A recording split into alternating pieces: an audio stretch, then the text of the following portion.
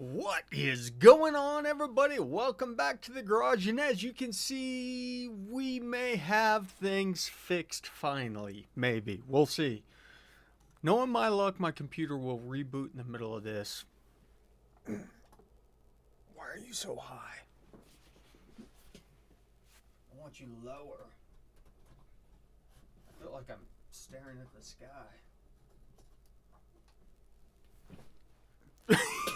Is that any better? Oh, you gotta be kidding me. You gotta be kidding me. Okay, that ain't gonna work. Let's try this again. We good? We good? Okay. Exactly. Focus on me. Why are we not focusing now? And it's not focusing on the background because that background doesn't exist. What are you doing?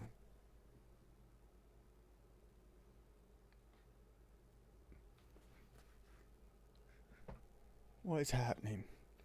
Oh. I wonder why it's not auto-focusing. Okay. We're back. Welcome to another Thursday, everybody. Let's do this. Give me a second. I'm going to start up a raffle right away. How about we just start up a raffle? See, we got David, ICT, Chris, Funny Muffler, Arkansas Matt, Into Super Slow, the other Chris, Kamar, and Wendell. Welcome to the live show, Wendell. Yes. That's fine. Let's go. Okay. Where is the drawings? Giveaways. Let's do... Here we go. How about a $50 Summit gift card? Hey, Colin, what's going on? Should be open. Exclamation point raffle to join the raffle. And I only set it for 20 minutes. We start a little early. I'll extend it whenever it comes to that time. Okay. So make sure, get in there. Get your raffle ticket for your chance to win a $50 Summit gift card. And the nice thing about the Summit gift cards is you don't have to wait on me to ship them. Okay. What's happening here? Where's my email at? Oh, there it is. It's so weird. Everything's always changing. So, if you guys weren't here last week, we started the new live at goatropegarage.com email address, and we got one question. And it's from Clayton Yates. Clayton says, hello, I have a question in regard to maximizing fuel injectors on Gen 5 LT1s or and LT4's direct injection. In the case of trying to run as much E85 as possible on stock injectors with a fuel lobe. Can you adjust rail pressure and to what limit? Yes, you can. And injector timing. So, one of the spots you can go to the SOI on the injectors and give them a little, have them start a couple degrees earlier. That'll help. And then you can bump up the high side fuel pressure. You probably do 10-15%. The big thing is whenever you start doing that, where you're going to run out of fuel is on the low side a lot of times.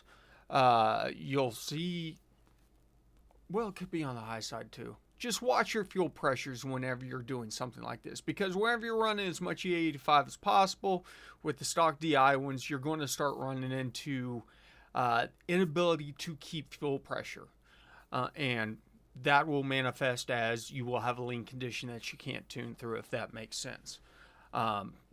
Because the design of the high pressure pump is mechanical, there's not really any way to ask it for more pressure than it can give. So at one point, like at the top end, you can ask for 3,000 kPa or whatever the hell units it's in. You're just not going to get it. It's not going to have enough pressure because you're flowing a lot of fuel. Chris says, I took the LSX subscription on Elite Tuned to see how it is, and man, there's a couple of basics that I wish I knew instead of learning the hard way. So, you say it's worth, what are they asking a month on this subscription? Let me pull it up. Elite Tune School. Subscription, initial payment of $49.95, then $35 per month after. Well, that's an interesting way of doing it. Total value, $2,620 worth of courses, and you get community access. Arkansas Matt, another one, great. I hope you guys use. Did my discount code work? Maybe not. For subscription, hey Andrew, I don't know. Did either of you try? It did. Oh, excellent. Yeah. Well, thank you for using my discount code. Does Summit ship to Australia? I tell you what, Andrew, if you are out of country, I will get you a equivalent gift card to a place in your country. How's that sound?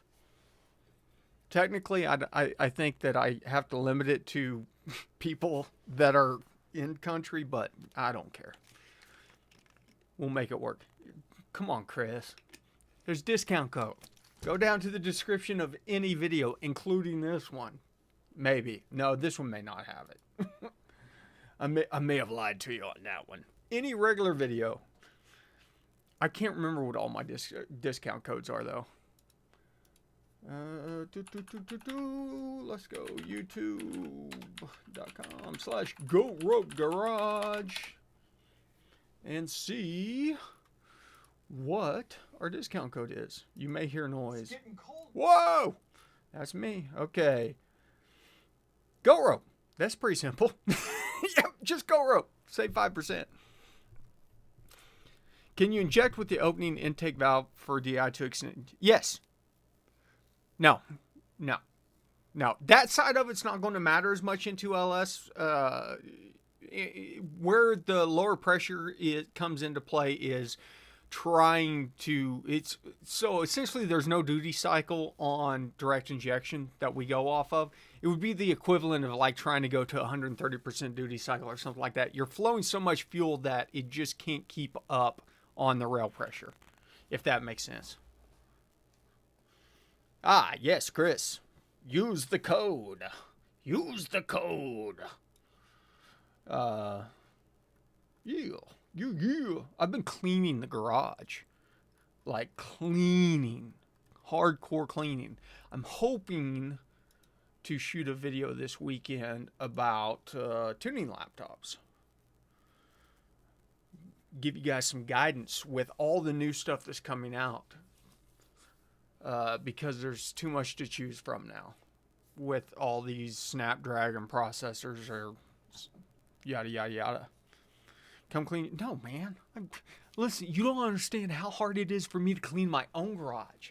Much less come clean yours.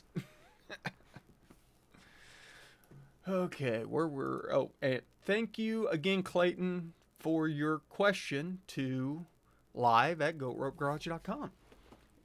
I need to do a quick video telling other people, But honestly, you're the ones I care about. You guys show up. I want you to know. Other than that, okay, let's go. Any questions in the chat? Hey, Joe. So what all do you know about the 4L60E blue plug? Elaborate. Which plug is the blue plug? I thought there was only the 12-pin connectors on 4L60E. I could be wrong, though. I'm not a transmission guy. I hate transmissions. Unless they're power glides or turbo 400s. I'd even say manuals.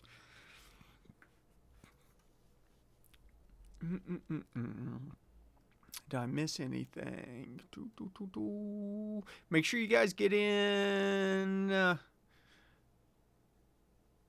Okay, here we go. Hey, Kyle. Been watching HP Tuners 101. Just replaced a 4.8 with a 5.3. Does it need to be in perfect running order before I start to? Yes.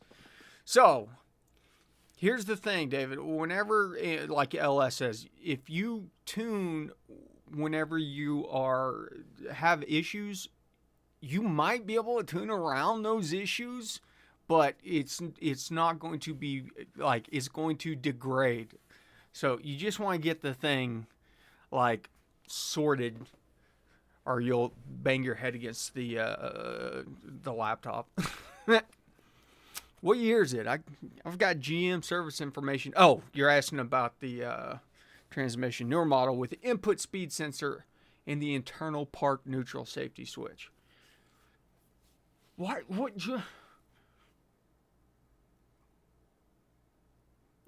Listen. 4L60, TH400, the electronic version of the TH400. There's an early model and a late model. 2009 is going to be a late model. Obviously, if you've got the input speed sensor, which I didn't know that they ever put one on that. Is that a 6-bolt tail shaft or a 4-bolt?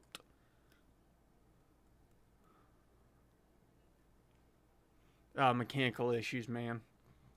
It's the only thing that scares me about remote tuning a lot of times, is if there's a mechanical issue going on, it's hard to diagnose sometimes. Hey, Dan. Finally able to hit a live. Yeah. Oh, brother. Are you in California then? Hope everything's all right out there, man.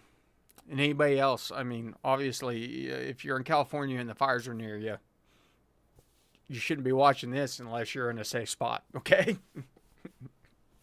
When I say always be tuning, it does not include the whole state being on fire. Any insight into digging in a hot start problem? Cold start, idle, everything else seems to be good, if not running slightly lean. So if you're running slightly lean on cold start, you're running possibly really lean on hot start. Now, like InTune says, hot start, make sure the ITT is correct. If the injector tip temp is, are you getting, well, wouldn't be lean though. He'd be getting rich after reflash. Sorry, my back itches. What I would do is probably try getting your cold start solid. If it's lean now, that means your VE is probably lean. So try adding 10% to your VE table. The temperature compensation should do what it does versus the commanded. If you're commanding, 0.7 lambda on start, that's because the temperature compensation is making that rich.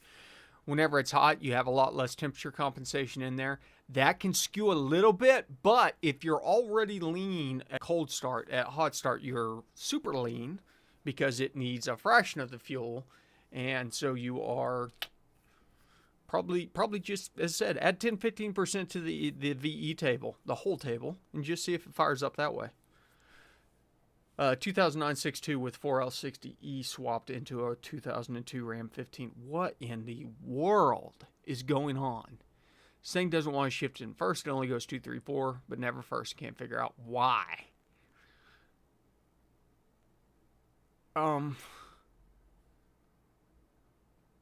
So the 4L, there's got to be some ECU to TCM communication issues. Like, did you segment swap it, Chris?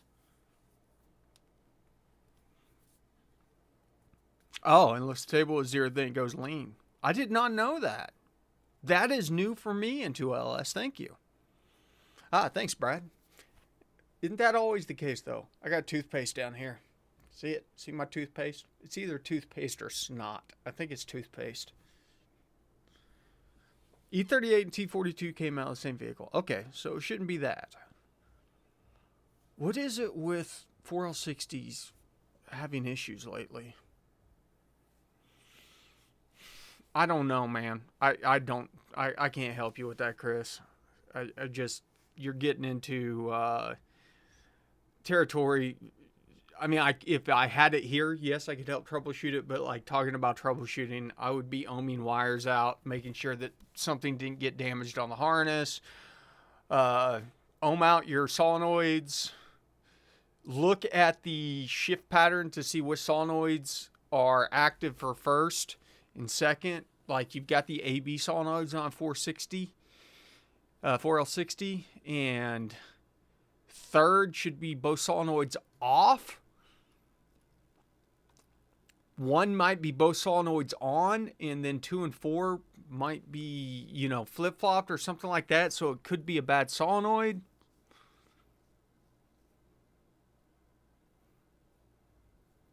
Poor L Slippy. Hey, Demon, good to see you again, brother. What time is it where you're at, Demon? Like, are you early in the morning? Arkansas Matt says, if you have 2, 3, 4 and no first, you got a mechanical issue more than likely. Well, that's more than me. More than I know. IVT can be richer for open loop. It's ignored once closed loop enables, but it helps for the startup running. Okay, that makes sense into LS.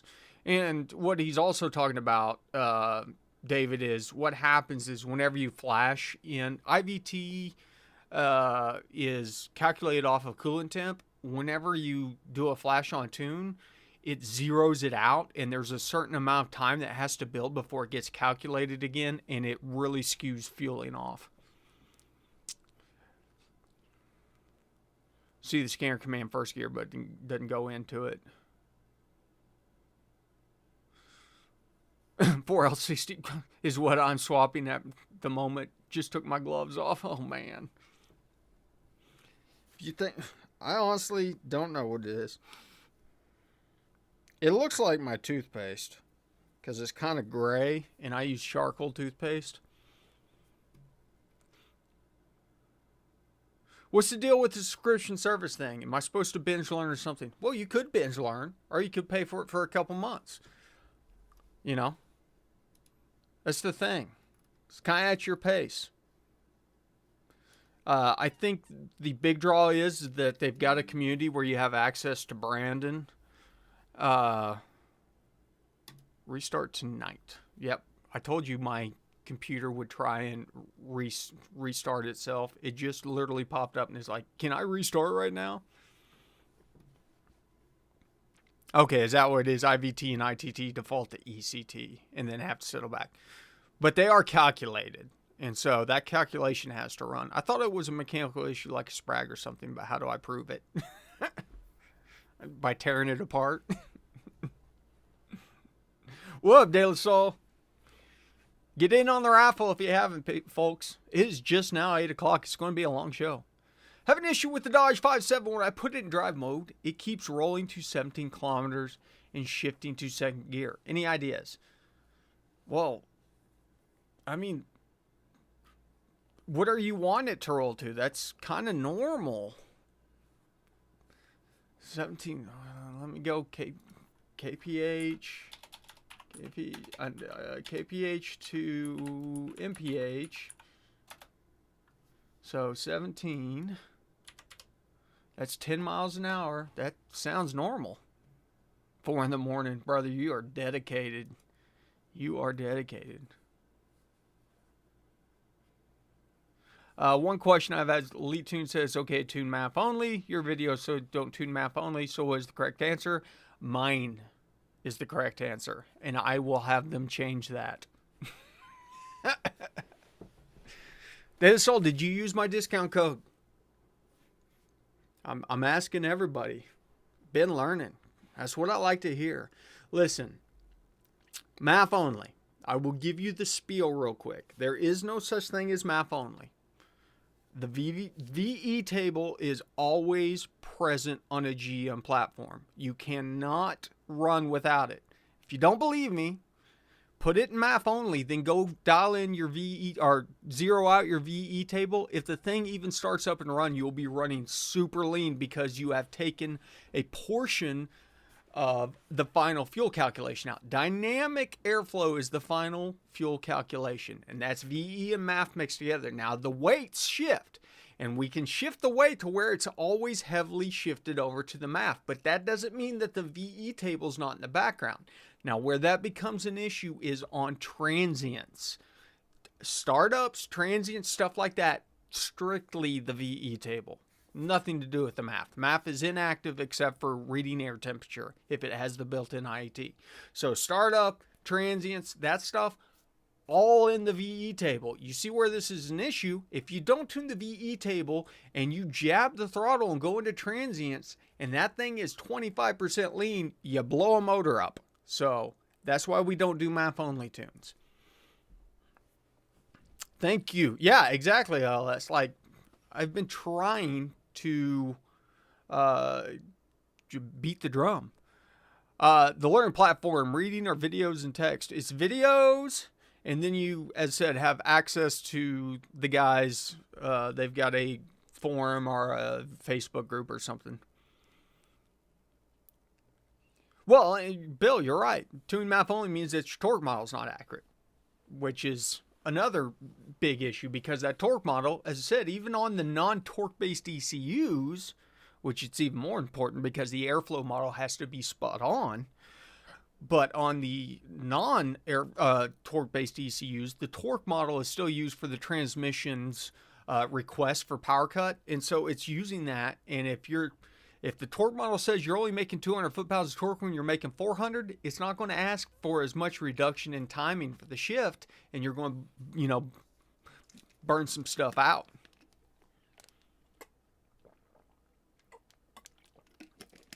It's rolling without pushing the accelerator pedal, but you're hitting launch control, and it's not doing launch control. Okay, so that's different, and I'm not sure what in the world that would even be.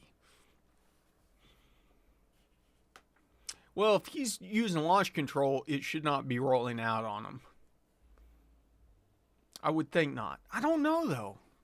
Maybe you still... No, you shouldn't have to be on the brakes for launch. I don't know. I've not used launch control on mine, and it's a manual anyways. So I don't know about the automatics. When is the engine stand coming in? Great question. It was supposed to be here today. Tomorrow. Yep. So... I don't know if I'm going to get around to assembling it this weekend. That may be a next weekend thing, but I got all of the fuel stuff I need to do fuel injection on it and all that jazz. So all I'm waiting on here, hold on, let me start the raffle back up. All I'm waiting here is just for the stand, and it was supposed to be delivered today, but snow. We've gotten hammered by snow. Yeah, exactly, into LS. That's why it's critical. So I did map tune VVE tune NA. So after changing map injectors, now I added a turbo. Do I just do the same map VV? Yeah. Essentially, like, your map should be good up until the point where you start getting into boost or flowing more air, and then it's really going to skew off. So the bottom part of the curve is probably going to look about the same. Then it'll start getting lean.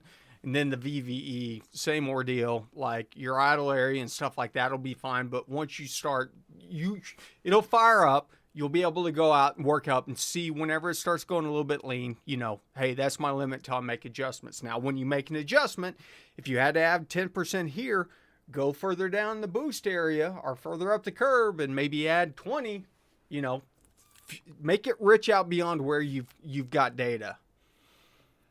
Yeah, exactly, Brad. What up, Cole? It's supposed to snow again here tonight, Matt. Andre says, would it be in the ECT versus injector temp bias because the Gen 4 E38 to go lean caused the Gen 4 E38, see if I can read. Run log great, land the first 5 logs always 192 or less, but as it creep past, I lean out. How would I address that? Everything looks good, but if you get too hot, I'd probably look at your temp bias. Maybe shift it a little bit more towards the air side or the IAT side, see if that helps. What do you think, N2LS? That's a good question. How would you approach that?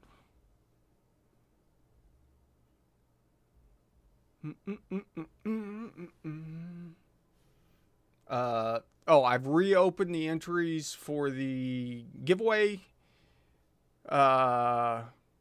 Whenever, or if you haven't joined the giveaway, do it now.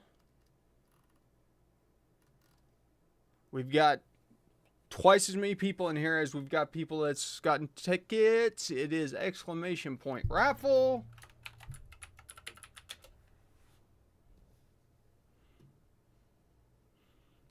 I don't think the IAT versus ECT bias really makes... Well, that's why I'm asking. The IAT versus ECT bias, if you shifted it towards IAT, if it might help with that. Yeah, injector tip shouldn't be populated for running temp, only when it gets hotter.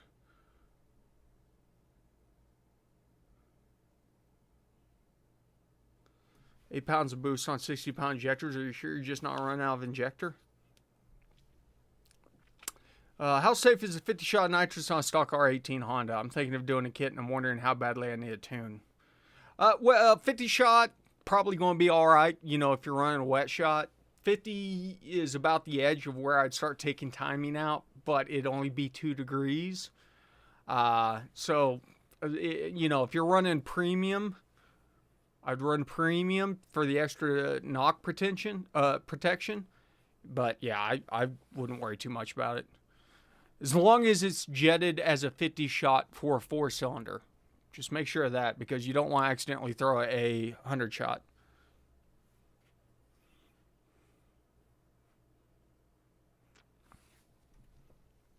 But what would be causing it to start running lean at 192 degrees?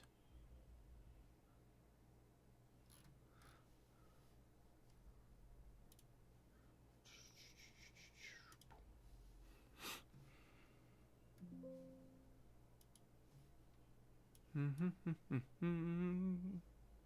want to look at this. I want to look at this. Fuel.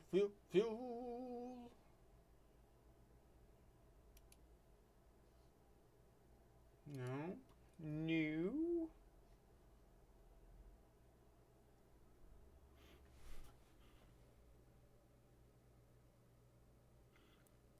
That's what I'm looking at. I'm looking for an injector table versus...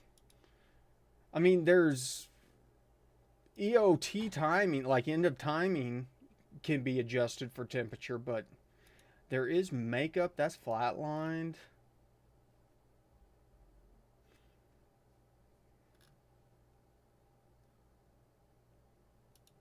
Offset versus injector temp. I guess you could probably try bumping up the offset against the injector tip temp. But, I mean, as LS said, that wouldn't make a difference, right?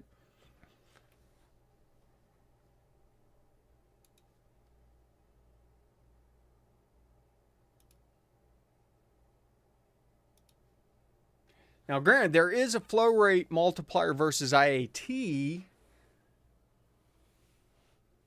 but that should be a static reading. Like, so let's think about this. Hold on. Let's look at, let's see. Let's go over to the whiteboard. Let's look at this. Hold on. Where are we at? Let me read this. E38. This should be an E38 ECU. Let me double check. E38. Okay.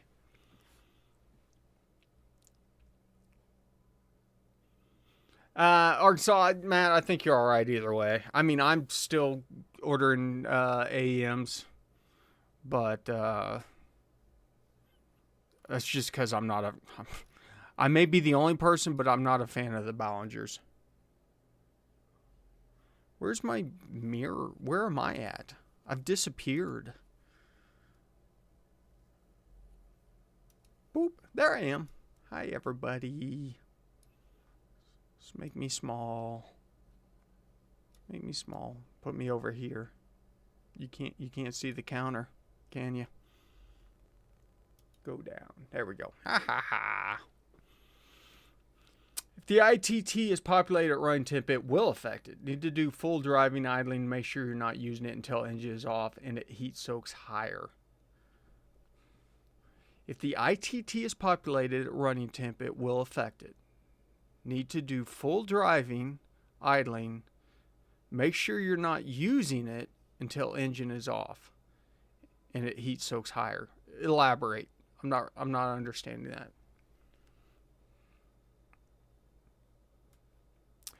Bill says, I'm running Deca 80s on Turbo 5.3 and I think they could be better at small pulse widths.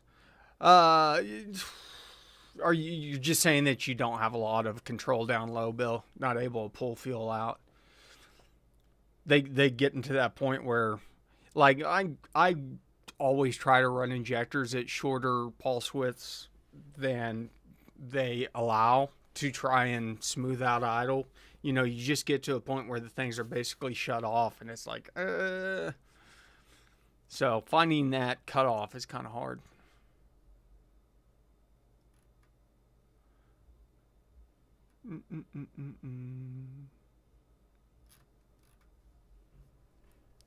ITT slowly raises to ECT when engine is off, okay, which is why it can be used for hot starts as it raises into populated cells, then back down when running again. That's interesting. That's very interesting.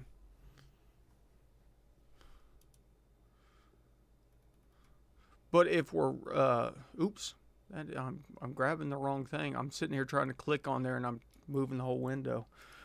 So, injector tip temp is not an approach for only going lean whenever we're hot.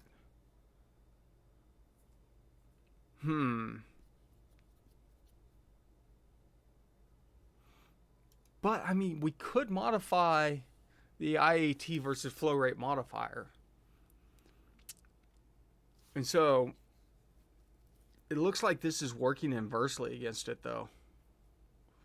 Because we're at 1.0 all the way up to 86, but we flatline. And that may be it. So, whenever it gets up to 194 is the last time that we're applying a modifier for temperature.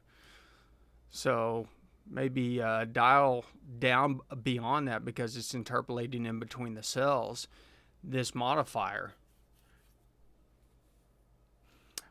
Chris, when are we going to have Matt Sanford on? Well, I emailed him about being on this week, but I didn't give him enough heads up. So maybe.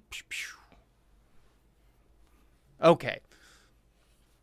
Set the IAT to 1. Don't repopulate unless needed. Okay. Tim, tonight we are giving away a $50 Summit gift card.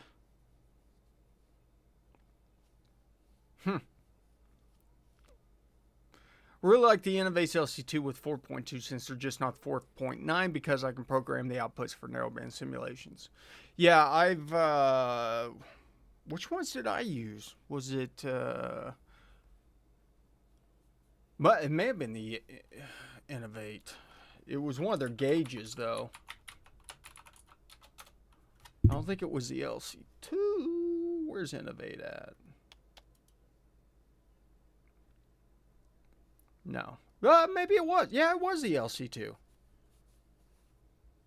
I used it in the Corvette. And the Z06 to replace both front sensors and then use the analog outputs to act as simulators. Cool little setup.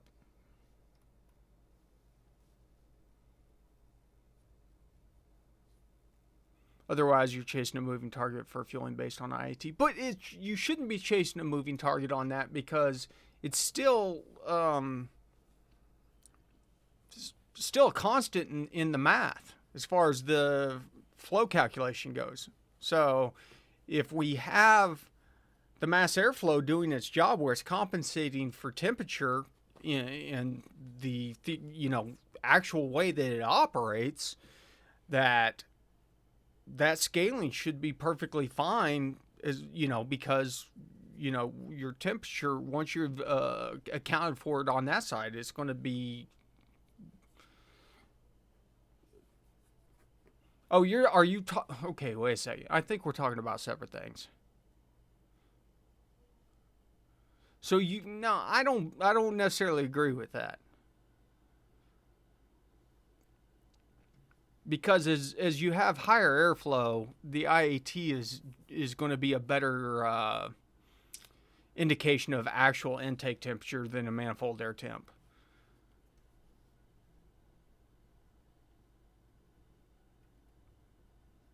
Especially probably on the front cylinders, based on where the mat is, you know. Yeah, exactly. Damn it, I keep on hitting on the wrong thing. Yeah, and so we go closer to the IAT, the more airflow that we go.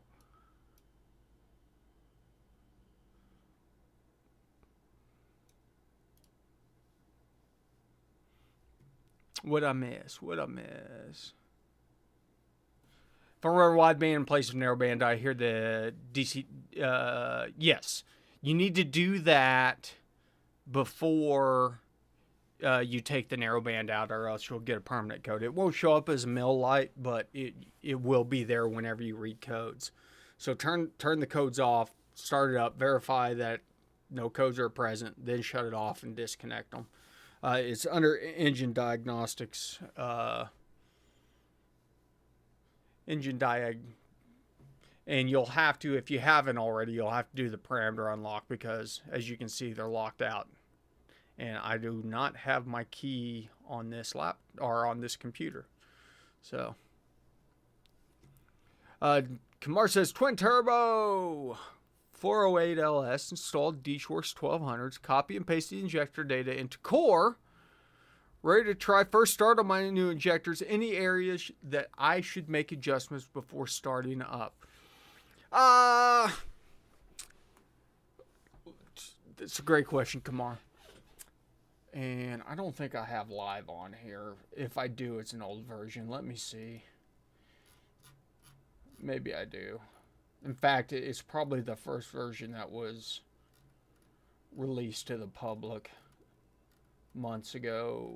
Where in the hell is HB Tuners? BCM Live.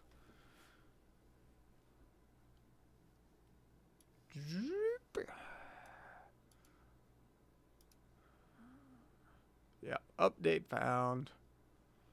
And you just don't update yourself, dummy? I gotta go out and don't. Actually, it shouldn't matter. I think the new update only has whatchamacallit, the RIFE sensors, maybe some data logging stuff, but shouldn't matter for this. Let's take a look at it. Okay, so start up. Hold on. Let's bring this to the front.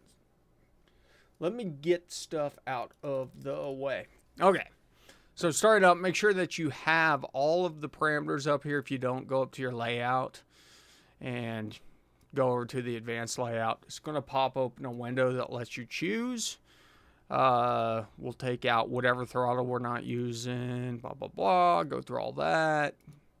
Then we go through the setup wizard where we choose all of our stuff. That's base. Yes. So assuming that we've got all this stuff populated, then we're getting into fueling setup, which is your standard fuel flow. So you just got all this stuff pasted in like you would normal injectors. They've done us a favor and made these look fairly close to how injector tables are, like on 4th or 5th gens. Should be able to find something that works there.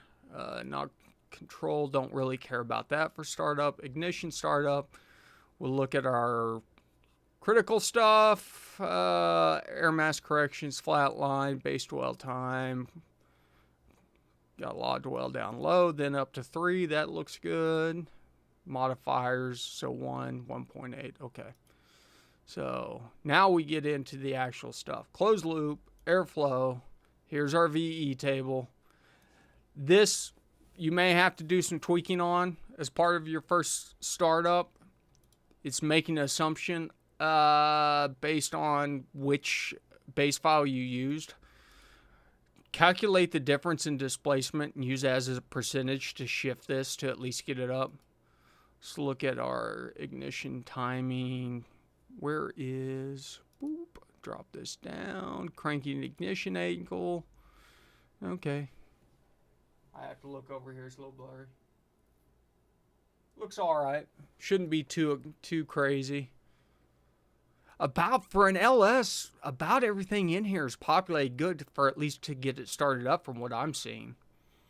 So, I mean, obviously, you know, take it slow because I don't know how, like, crazy the closed loop tuning, like, make sure and blow these maximums out. So your maximum minimum is 15% and negative 15%. I would let closed loop do more than that. And that's probably about the only thing. I wouldn't necessarily mess with any of the other settings that are part of the PNID, but just give it more room to make corrections. I need to change this over to imperial units, but also your enable, you can lower that down to below whatever you're cranking at, so closed loop takes off right away. At least for starting up. You know, if the cam's not too crazy, it'd probably be perfectly fine. Because in theory, with our multipliers in our airflow stuff that we're going through, like if we drop this down and look at some of our, here's our cranking, which is much like a Gen 3, is a percentage of your base table. So remember, this is a modifier just like it is in everything else. We even got temperature bias. We've got everything that you would have on a standard 3rd gen, 4th gen setup. So it's kind of cool. I'm excited to get the LS fired up on it. So once the engine stand gets here, we'll throw it on there stock as is and just get the thing running. Just shoot some content. Yeah, I think you're good to fire it over. Let's go back to the live shot. Okay, it's 8:25 people. I'm going to do one more call out for raffles. So, if you have not entered a raffle, it is simply !raffle. Have I thought about doing a screen for the core? I mean, we will talk more about that in multiple ways, De La Soul. I will say that much. I will tell you that, the core does self-correct with wideband. Does learn. Maybe it doesn't learn. Maybe it just does full closed loop. I've not dug into the learning stuff. Closed loop tuning. Enable. I'd have to look at the data log, what's on that side of it. So I'm not going to say one way or the other until I know. Yeah. So with the CAN bus output, I will probably play around with using external screens, De La Soul, just for fun. The CAN bus is very configurable on this. That's all I can say for now. Okay. My lips are sealed. I would not be surprised to see if some of the more popular screens out there release plugins or driver sets for them. Oh, buddy. Congrats, David. Welcome to the world of neural networks. 2019 Dodge Charger Scat Pack.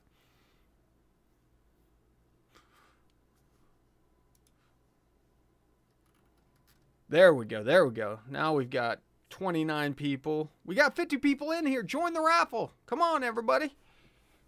Join the raffle. And everybody that's already joined the raffle is probably like, don't join the raffle.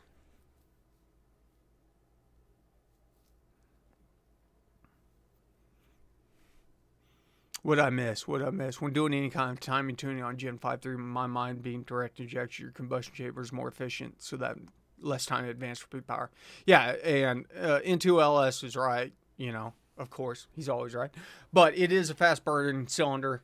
The amount of timing that you need for proper burn is less, and you're going to pick up less on being able to advance beyond factory timing. Oh, yeah, you got to get the security bypass. Luckily, my Hellcat does not require that. Yeah, double check. Type it in there. Setting up for E85. So, in theory, David, my video on doing it for the Hellcat will work exactly the same because they're the same ECU. So you can do the virtual stuff that's inferred. Now, I will tell you, I do have a weird situation with the flex fuel setup on mine that at a certain, and it's like at 69 miles an hour, I kid you not, the thing starts going lean. Closed loop loses its mind and pulls fuel out, and I have not figured it out. Now, granted, since it's been winter, I've fired up the Hellcat twice in the last 2 or 3 months. So I haven't gotten around to really diving into it. Other than that, it works great. I'm running 65, 70% ethanol right now, and it's kicking. So it does work, but I would be interesting to see if you did that, if it did the same thing, David. Like, it's really weird. And I've gone through all the tables looking at they use FAR instead of AFR, which is confusing, but will I do a flex fuel sensor on the core? Initially, no, but eventually, yes.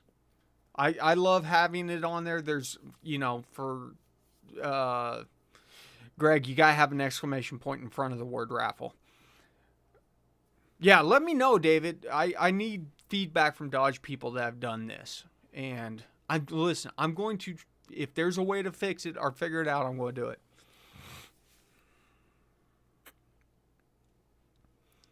Let's say you're 15% richer, you burn more fuel than if you were 15% lean. Yeah, 30% more than 15% lean.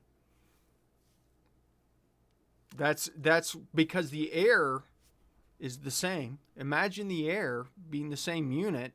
If you're rich, you're just adding more fuel per unit of air. If you're talking about 1 pound of air.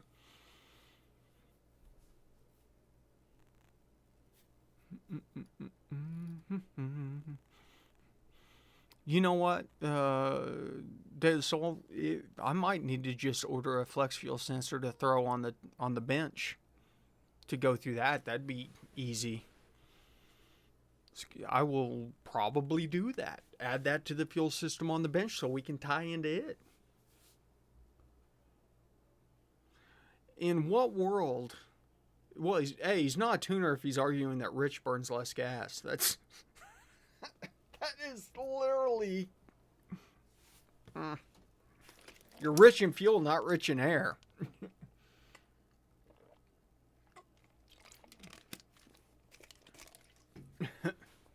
Oh, by the way, lime cucumber. This is so good. Oh, no, I can guarantee you that Schmidt is not having him tune his car. Okay. That's it. I'm closing entries on the drawing. Oh, yeah. Yep. Chris, there's enough. If you're running a TH400 and you're not using the transmission controls, there's enough inputs and outputs that you can set up a trigger and a control for your relay for your trans brake. Make sure you run solid state. Rich in that Rocky Mountain smoke. Okay. And the winner is Brad. Congratulations. You have won yourself a $50 Summit gift card. And because I'm feeling generous, I'm going to give away 2. For the great crowd that we had tonight, the second winner is going to be Andre. So I need both of you to email me at info@GoRopeGarage and say, hey, I am Brad, and I am... Is Andre still in here? I know Brad's in here. Andre, I think, is still in here. But let's make sure Andre's in here. Started as a beta tester for the DHP Power Tuner. Okay, congratulations, Andre and Brad. As said, email me info@goatropegarage.com and I will get you your $50 gift cards. And if you are a patron, make sure you go over there and do the guess. I'm giving away a B&M ratchet shifter to one of the patrons. Don't want to miss out on that. Yeah, funny muffler, good try. Good try. You're the one guy, you're one of the few guys, if you did that, I would know it was not Brad. Okay, Joe's question. Joe's question is going to be the last one. And then that was in the late 90s on a GTP. Oh, gotcha. You started back in the day as a beta tuner for DHP Power Tuner. Okay. That makes more sense. I was like, wait a second, is this a new platform? So Gen 353 Holley intercooled low-rise intake with Nick Williams 103 drive-by-wire. Dipping lean on lock throttle, shifts and quick stabs on throttle. Dial in your VE table. Now, I'm going to say one thing. Because you have a Holley intake runner, you might have to play with your transients gains table, because the intakes, your fuel amount that's on the wall that the ECU uses to try and compensate. So whenever you're injecting in an intake runner, some of that at lower speeds is hitting the wall, and it gets built up over time on the wall, or you get the walls kind of coated. Now, and manifold volume, but I mean, that should have been done from the get-go with a Holley. You got to kind of calculate that out. But that fuel amount that's on the walls is going to be different with the Holley intake versus the factory style. And so you may have to do some playing with the transients there, because you may be getting less fuel sticking on the wall. I have found generally kind of tweaking the gain on transient can help. There's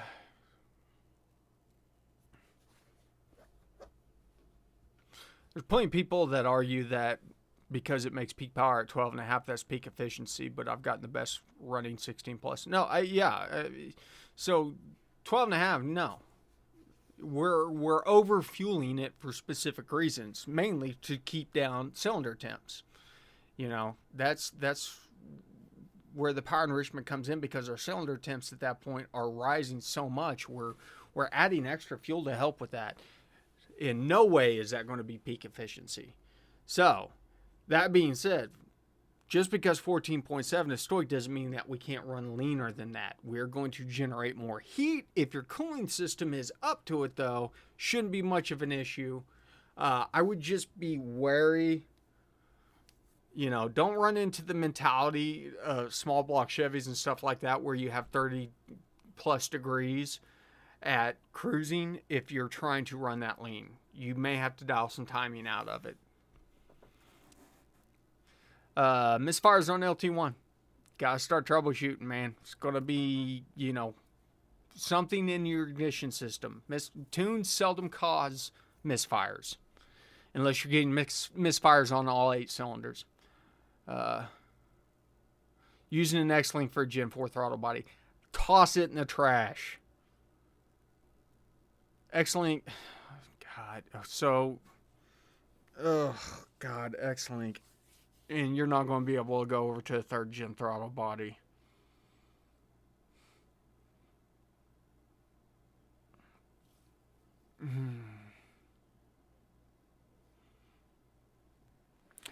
Yeah, it's not uncommon to see transient lean shots in there. But, as I said,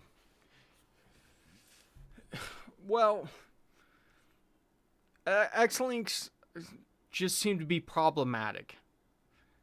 I've faced so many issues in the past on tuning 3rd gens with 4th gen throttle bodies on there, and whenever we've taken the X-Link out and gone back over to a 3rd gen throttle body, things always kind of started working right. Yeah, Into Ellis says don't trust misfire counts. Like, if you're seeing 16, 20, that's nothing. That's just false calculations. What you're looking for is whenever you're getting above 100, those are probably real misfires, especially if you're only seeing it on one cylinder, you know. But you can see, like, if you're out looking at it, it's because of the way that it's calculated, if you're seeing a couple counts on all cylinders, that's probably just the calculation getting messed up. But if one is significantly higher than the rest, that is the sign of a true misfire. Always rich in power enrichment. Always rich. We are multiplying. So, okay, that's it. It's 8:40. I'm shutting it down. You guys, congratulations to the winners. Thanks for another great crowd. If you are Goat Rope, David, just Goat Rope, lowercase, all one word. If you are not subscribed, what are you doing? Subscribe, ring the bell so you don't miss live shows, all that jazz. You know the drill. Keep your eyes posted. I'm going to have some videos coming out this month. Once I get the garage clean, I'm hoping to have it ready so I can shoot some videos this weekend. And then congrats to the losers, as ICT says. And then it's about time to start shopping for our 2025 project. So,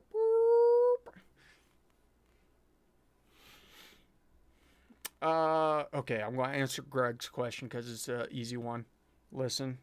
So, first time on live, come back. Would you recommend for my first swap Holley Terminator or stock ECM and HP tuners? Just starting to tune. So the question, if you want to learn tuning, definitely just go with the stock ECM. Like,